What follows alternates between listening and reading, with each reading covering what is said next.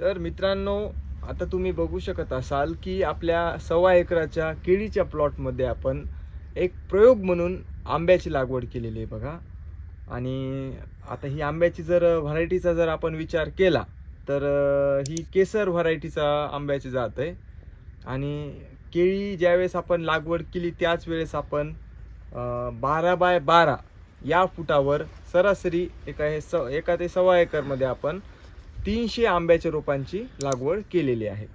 आणि आता बघा, बरेच जण काय करतात की हाय डेन्सिटीमध्ये रोपांची लागवड करतात. म्हणजे कसं की आता बघा, आपण आता ह्या केळीच्या 2 ओळीमधलं जे अंतर आहे त्याच्यामध्ये लावलं आहे, परत एक ओळ सोडून दिली त्याच्यामध्ये लावलं आहे. अशा पद्धतीने आपण 12 बाय 12 या फुटावर या रोपांची लागवड केलेली आहे. बरेच लोक काय करतात की 10 बाय 5 किंवा 12 बाय 6 असं हाय डेन्सिटीमध्ये आंब्याच्या किंवा पेरूच्या रोपांची लागवड करतात.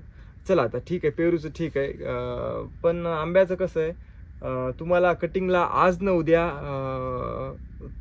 जेव्हा तुम्ही कंटाळा कराल तेव्हा तुम्हाला ही कटिंगची अडचण येणार आहे. त्याच्यामुळं किमान एक 12 ते 15 फूट आंब्याच्या रोपामध्ये एक माझं असं मत आहे की एवढं अंतर राहायला पाहिजे. किमान तुम्ही 12 बाय 12 किंवा 15 बाय 15 या अंतरावर आंब्याची लागवड करावी. त्याच्यानंतर दुसरा प्रश्न म्हणजे ड्रिपचा. आता आपण 16 mm चं ड्रिप केलेलं आहे बघा. आणि या ड्रिपचा फायदा म्हणजे कसं, आता आपण असं सुद्धा पाणी सोडू शकतो, पण ड्रिपमुळे आपल्याला खात वगैरे जे काही सोडायचे असतील, जे मायक्रोन्युट्रिएंटचे जे काही किट जे सोडायचे असेल, त्याच्यामुळे हे ड्रिपचा फायदा होतो.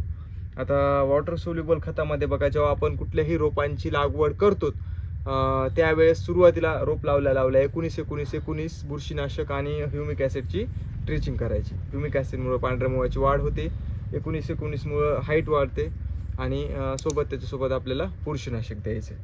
आता हे झालं वॉटर सोल्युबल खत. आता रासायनिक खताचा कुठला मिक्स डोस द्यायचे,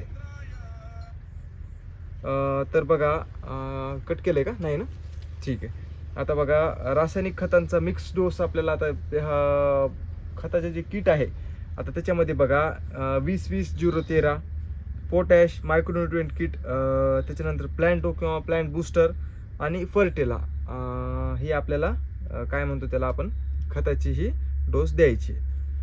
आता चला, आता आपण चलत बोलू आणि तुम्हाला मी आता रोपाची इन्व्हेस्टमेंट आणि बाकी काही इतर प्रश्न असतील ते समजावून सांगतो. तर आता मित्रांनो, इन्व्हेस्टमेंटचा जर आता आपण विचार केला तर बघा, सरासरी आपले हे 300 रुपये आहेत बघा, सगळे 1.25 एकरमध्ये.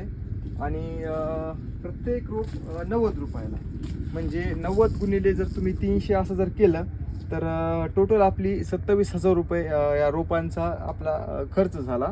आणि लागवड खर्च आपण 3,000 एक धरून चालूया, म्हणजे पूर्ण आपल्या आंब्याचे रोपं आणणं आणि लागवड खर्च हे सगळं मिळून आपला 30,000 रुपये लागवड खर्च झाला. आता मित्रांनो, एक लक्षात घ्या, आता जसं तुम्ही प्रॉफिटचा विचार करता त्याच्यासोबत तुम्हाला एक कुठल्याही पिकामध्ये रोगांचा देखील तितकाच तुम्हाला विचार करावा लागतो बघा. आता मग आंब्यामध्ये कुठला असा रोग आहे की बाबा हा रोग आपल्याला भविष्यात डोकंदुखी बनणार आहे, तर बघा, तुम्ही आता याला मालफॉर्मेशन तुम्ही या रोगाला म्हणू शकता बघा. मालफॉर्मेशन म्हणजे काय होतं, आंब्याच्या ज्या काय म्हणतो तुम्ही, फांदीला एक असा एक बुरशीचा एक असा बंच असल्यासारखा तयार होतो बघा. आणि आता ठीक आहे, रोगाचं झालं, तुम्ही रोग हे देखील कंट्रोल करू शकता, पण हा रोग जर तुम्हाला नको असा वाटत असेल तर तुम्ही रोपं घेताना एक क्वालिटीचे रोपं घ्या, चांगल्या क्वालिटीच्या नर्सरीमधून रोपं घ्या. आता चला, इन्व्हेस्टमेंट झाली, आता प्रॉफिटचा विचार करू, म्हणजेच आपण आता रिटर्न ऑन इन्व्हेस्टमेंटचा विचार करू बघा. आता सरासरी झाड मॅच्युअर व्हायला 3-4-5 वर्षे लागतात बघा. आता 4थ्या वर्षी सरासरी 15 ते 25 किलो एका झाडाचं उत्पन्न आहे बघा. त्याच्यानंतर 5व्या वर्षी 30 ते 50 किलो उत्पन्न, 6व्या वर्षी 40 ते 60 किलो, म्हणजे एका झाडापासून इतकं उत्पन्न भेटतं. म्हणजे झाड मॅच्युअर झालं म्हणजे 5व्या वर्षापासून तुम्ही याला आपण फळं पकडू शकतात बघा. तर बघा, आता आपण जेव्हा ऑन अन ॲव्हरेज 50 किलो जर हे ऑन द मॅच्युरेशन स्टेजला जर आपण ह्या झाडाचा जर हिशोब पकडला तर बघा, एक झाड 50 किलो आणि आपण एक अगदी 40 रुपयाच्या रेटने आपण माल दिला तर बघा एक झाड पडतं 2000 रुपयाला. आणि आपले बघा पूर्ण 300 झाडांचा जर विचार केला आपण तूट भरून काढली तर 300 गुणिले 2000 एका झाडाचे म्हणजे टोटल आपले या आंब्याच्या बागेमधून 6 लाख रुपये आपला इतका नफा होऊ शकतो. त्यामधून तुमचा खर्च मायनस करा म्हणजे निव्वळ नफा तुमचा 5 लाखाच्या जवळपास होऊ शकतो. तर हे झालं बघा मित्रांनो आंब्याचं अर्थकारण. आणि आपण हा व्हिडिओ केळीमध्ये शूट करतोय आणि हेच दाखवण्याचं मुख्य कारण आहे बघा. आपण चला म्हणलं आपण केळीमध्ये प्रयोग म्हणून बघूया आपण जमिनीचा वापर कशा पद्धतीने आपल्याला हे सुद्धा करता येईल. त्याच्यामुळे आपण केळीमध्ये आंतरपीक आंबा यशस्वी होतो नाही होतो हे नंतरची गोष्ट आहे, पण चला म्हणलं आपण प्रयोग करून बघूया.